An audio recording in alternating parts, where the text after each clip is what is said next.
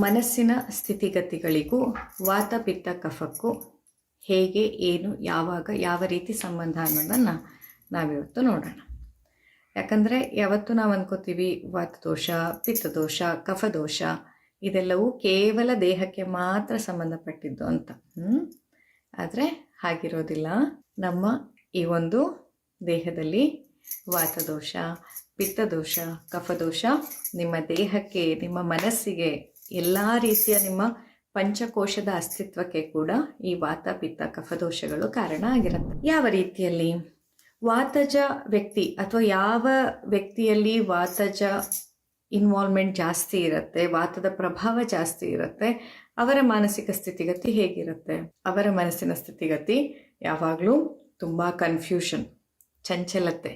ಇವಾಗೊಂದು ಇದು ಸರಿ ಅನಿಸುತ್ತೆ, ಆವಾಗ ಮತ್ತೊಂದು ಸರಿ ಅನಿಸುತ್ತೆ.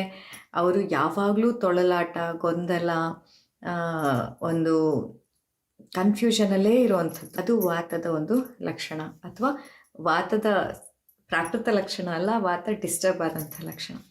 ಅದೇ ವಾತದೋಷ ಪ್ರಾಕೃತವಾಗಿದ್ದಾಗ, ಅಂದರೆ ಆರೋಗ್ಯಯುತವಾದಂತಹ ವಾತ ನಿಮ್ಮ ದೇಹದಲ್ಲಿದ್ದಾಗ, ಆ ವಾತ ನಿಮ್ಮನ್ನು ತುಂಬ ಕ್ರಿಯಾಶೀಲ ವ್ಯಕ್ತಿಯನ್ನಾಗಿ ಮಾಡುತ್ತೆ, ತುಂಬ ಒಳ್ಳೆ ವಾಗ್ಮಿಯನ್ನಾಗಿ ಮಾಡುತ್ತೆ, ತುಂಬ ಸುಂದರವಾದಂತಹ ರೀತಿಯಲ್ಲಿ ಎಲ್ಲ ಚಟುವಟಿಕೆಗಳಲ್ಲಿ ಪಾದರಸದಂತೆ ನೀವು ಇನ್ವಾಲ್ವ್ ಆಗೋ ಥರ ಮಾಡುತ್ತೆ ಅದೇ ವಾತ.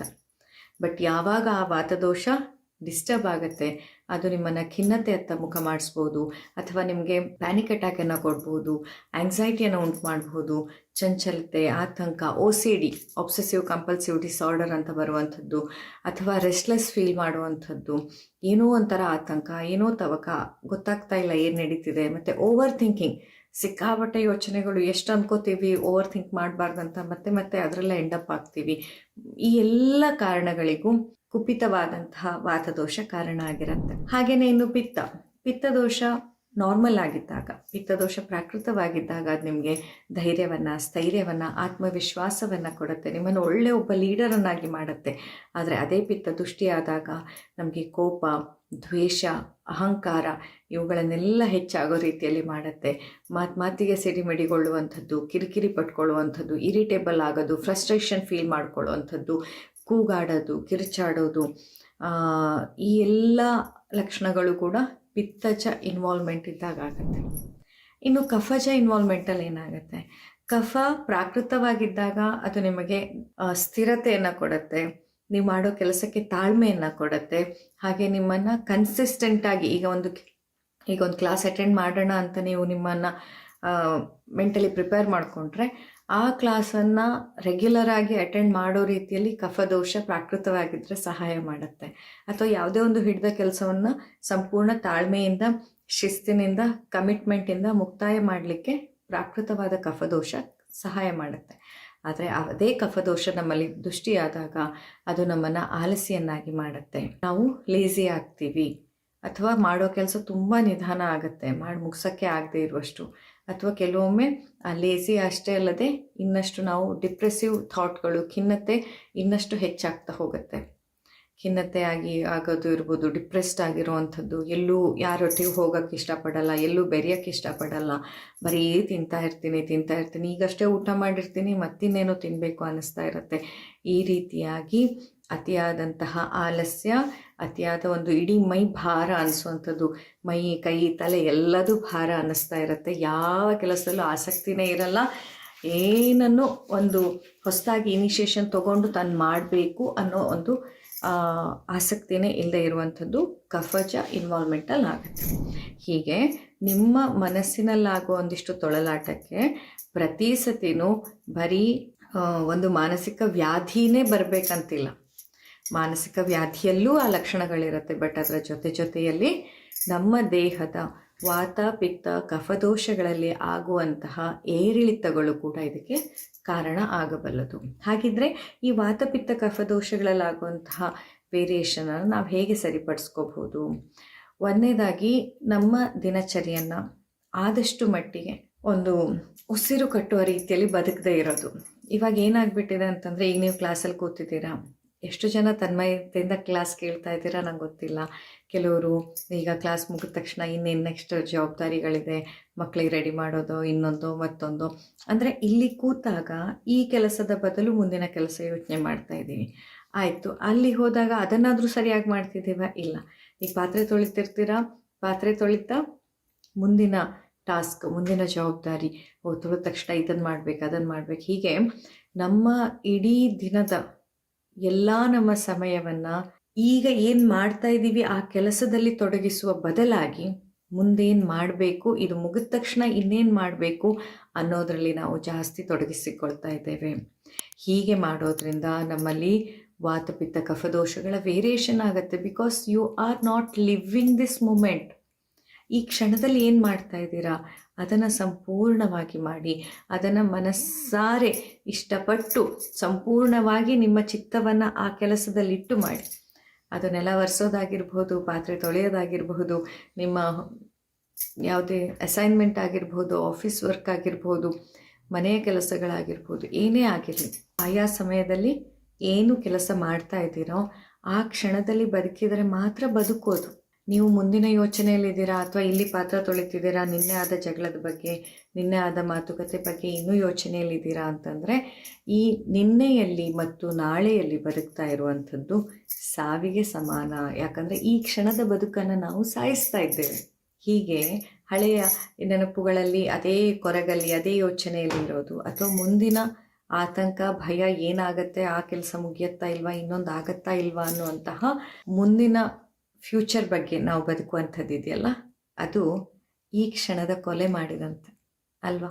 ಒಮ್ಮೆ ಯೋಚನೆ ಮಾಡಿ ನೋಡಿ. ಹೀಗೆ ನಾವು ಬೆಳಗಿನಿಂದ ರಾತ್ರಿಯ ತನಕ ನಮಗೆ ಕೊಟ್ಟಂತಹ ಪ್ರತಿಯೊಂದು ಕ್ಷಣವನ್ನು ನಮ್ಮ ಕೈಯಾರೆ ನಾವೇ ಕೊಲ್ತಾ ನಂತರ ಭಗವಂತನಲ್ಲಿ ಕೇಳ್ತೀವಿ, ಯಾಕಪ್ಪ ತಂದೆ ಎಲ್ಲದರಲ್ಲೂ ನನಗೆ ಸೋಲು, ಎಲ್ಲದರಲ್ಲೂ ನನಗೆ ತೊಂದರೆ, ಏಕೆ ನಾನು ಎಲ್ಲಿ ಕೈ ಹಾಕಿದರೂ ನನಗೆ ಗೆಲ್ಲಕ್ಕಾಗ್ತಾ ಇಲ್ಲ, ಎಷ್ಟು ಪ್ರಯತ್ನ ಮಾಡಿದರೂ ಆಗ್ತಿಲ್ಲ. ಯಾಕಂದರೆ ನಿಮ್ಮ ಪ್ರಯತ್ನ ಸಂಪೂರ್ಣವಾಗಿದೆಯಾ ಅಂತ ನಿಮ್ಮನ್ನು ನೀವು ಒಮ್ಮೆ ಕೇಳ್ಕೊಳ್ಬೇಕು.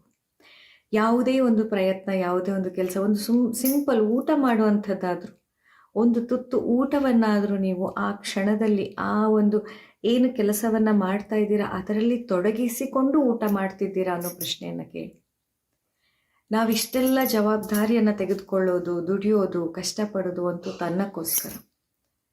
ಆ ಊಟ ಮಾಡುವಾಗ ಸಹ ನೀವು ಒಂದೇ ಮೊಬೈಲಲ್ಲಿ ರೀಲ್ಸ್ ನೋಡಬೇಕು, ಅಥವಾ ನೆಕ್ಸ್ಟ್ ಏನು ಮಾಡೋದು, ಅಥವಾ ನಿನ್ನೆ ಏನಾಯಿತು, ಇಲ್ಲ ಊಟ ಮಾಡ್ತಿರ್ತೀರ, ಇವತ್ತು ಆಫೀಸಲ್ಲಿ ಹಾಗಾಯಿತು, ಇವತ್ತು ಆಫೀಸಲ್ಲಿ ಹಿಂಗಾಯಿತು, ಅವ್ರು ಹಿಂಗಂದರು, ಇವ್ರು ಹಾಗಂದರು. ಸಂಪೂರ್ಣವಾಗಿ ನೀವು ಒಂದೇ ಪಾಸ್ಟಲ್ಲಿದ್ದೀರಾ ಅಥವಾ ಫ್ಯೂಚರಲ್ಲಿದ್ದೀರಾ. ಈ ಕ್ಷಣದಲ್ಲಿ, ಈ ಮೊಮೆಂಟಲ್ಲಿ ನೀವು ಬದುಕ್ತಾ ಇಲ್ಲ.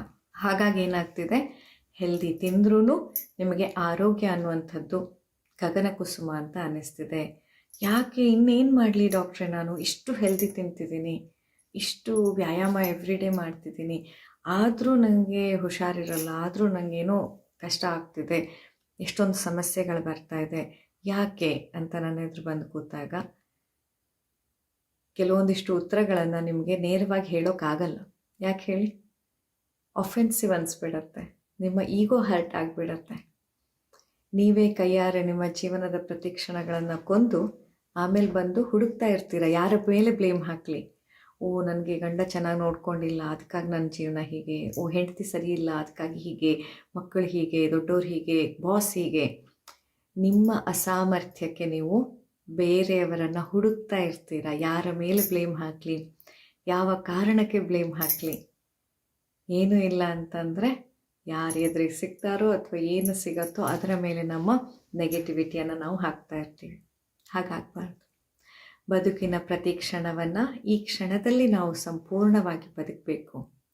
ಯಾವುದೇ ಕ್ಷಣ ಸಿಗಲಿ, ಈಗೇನು ಮಾಡ್ತಾ ಇದ್ದೀರಾ, ಸೊ ಇವತ್ತಿನ ದಿನ ನಿಮ್ಮೆಲ್ಲರಲ್ಲಿ ನನ್ನ ವಿನಂತಿ, ಇವತ್ತು ಇಡೀ ದಿನ ಒಂದು ಸ್ವಲ್ಪ ಮೈಂಡ್ಫುಲ್ಲಾಗಿ ನಿಮ್ಮ ಮನಸ್ಸು ಎಲ್ಲಿ ಓಡಿದ್ರು, ಈಗ ಈ ಕ್ಲಾಸ್ ಕೇಳ್ತಾ ಇರುವಾಗಲೂ ಮತ್ತೆ ನೆಕ್ಸ್ಟ್ ಕೆಲಸ ಅಥವಾ ನಿನ್ನೆಯ ವಿಷಯಕ್ಕೆ ಅಂತ ಓಡಿದರೆ ವಾಪಸ್ ತೊಗೊಂಡು ಬನ್ನಿ.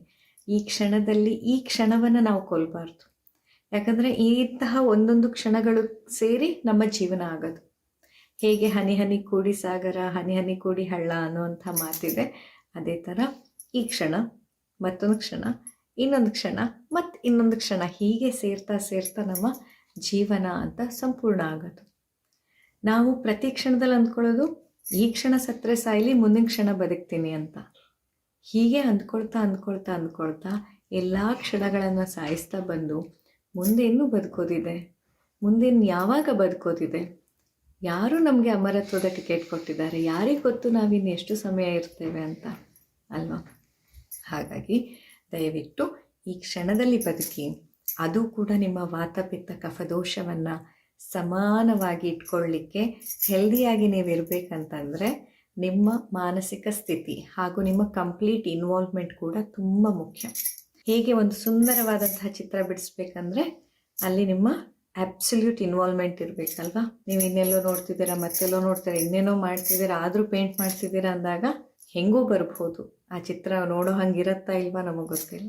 ಆದರೆ ತನ್ಮಯರಾಗಿ ನಿಮ್ಮ ಚಿತ್ತವನ್ನು ಅದರಲ್ಲಿ ಇಟ್ಟು ಬೇರೆ ಇಡೀ ಜಗತ್ತೇ ಇಲ್ಲ ಅನ್ನೋ ರೀತಿಯಲ್ಲಿ ನೀವು ಮುಳುಗಿ ಆ ಚಿತ್ರವನ್ನು ಬಿಡಿಸ್ತಾ ಇದ್ದಾಗ ಒಂದು ಸುಂದರವಾದ ಕಲಾಕೃತಿ ಸಿದ್ಧವಾಗತ್ತೆ. ಹಾಗೆಯೇ ನೀವು ಮಾಡಬೇಕಾಗಿದ್ದು ಇಷ್ಟೆ, ನಿಮ್ಮ ವಾತಪಿತ್ತ ಕಫದೋಷಗಳು ಸದಾ ಕಾಲ ಬ್ಯಾಲೆನ್ಸಲ್ಲಿರಬೇಕು, ನೀವು ಆರೋಗ್ಯವಾಗಿರಬೇಕು, ನಮ್ಮ ಮೇಲಿನ ವೈದ್ಯರ ಮೇಲಿನ ಡಿಪೆಂಡೆನ್ಸಿ ನಿಮಗೆ ಕಮ್ಮಿ ಆಗಬೇಕಂತಂದರೆ ಪ್ರತಿ ಕ್ಷಣದಲ್ಲಿ ಬದುಕಬೇಕು. ನಿನ್ನೆಗಾಗಿ ಕೊರಗೋದನ್ನು ಬಿಟ್ಬಿಡಿ, ನಾಳೆಗಾಗಿ ಹೆದರೋದನ್ನು ಬಿಟ್ಬಿಡಿ. ಈ ಕ್ಷಣ, ಈಗ ಸದ್ಯಕ್ಕೆ ಉಸಿರಾಡೋಕ್ಕಾಗ್ತಾ ಇದೆಯಾ, ಬದುಕಿದ್ದೀನ, ಬದುಕಿಬಿಡೋಣ, ಪೂರ್ತಿಯಾಗಿ ಬದುಕೋಣ, ಈ ಕ್ಷಣವನ್ನು ಈ ಕ್ಷಣದಲ್ಲಿಯೇ ಬದುಕೋದನ್ನು ನಾವು ಕಲಿಯೋಣ ಅಂತ ನಮ್ಮನ್ನು ನಾವು ಸಿದ್ಧಪಡಿಸ್ಕೊಂಡಾಗ ಎಷ್ಟೊಂದು ಸತಿ ನಾವು ಮಾಡುವಂಥ ತಪ್ಪುಗಳು ಕಮ್ಮಿ ಆಗತ್ತೆ, ಎಷ್ಟೊಂದು ಸತಿ ನಮ್ಮ ದೋಷಗಳಲ್ಲಾಗುವಂಥ ವ್ಯತ್ಯಾಸಗಳು ಕಮ್ಮಿ ಆಗತ್ತೆ, ಹಾಗೂ ನಾವು ಆರೋಗ್ಯವನ್ನು ಪಡ್ಕೊಳ್ಳಿಕ್ಕೆ ಸಾಧ್ಯವಾಗತ್ತೆ.